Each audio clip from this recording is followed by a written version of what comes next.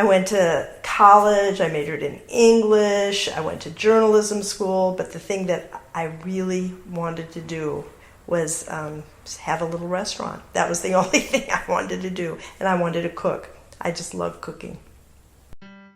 I grew up in a house outside of Chicago in Evanston, Illinois, where my mom and my grandmother truly believed in fresh, simple cooking. I mean, they were pretty unique at that time. And every summer we'd go to farms in Indiana. We had a little house on the lake in Michigan City, Indiana. Once you grow up with those flavors of food that's just alive, that's it. You just can't eat any other way. It's in there. It was something that I grew up with. I'm Patty Unterman. I'm the owner of the Hay Street Grill in San Francisco. We opened it 38 years ago. We serve only fresh food, fresh fish, produce from farmers we know, fish from fishermen we know.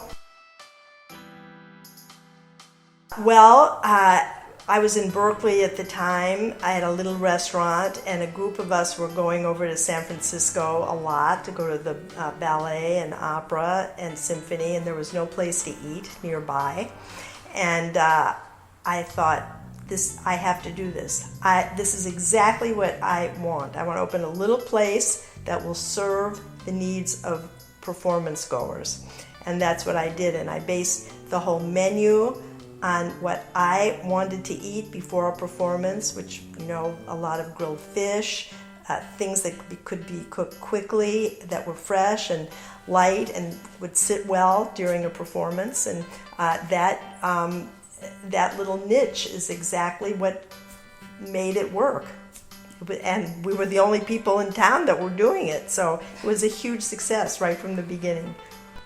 So, along with opening the restaurant and cooking, I also ended up writing about food and restaurant. The whole time I was cooking and running a restaurant, I was also writing about food too.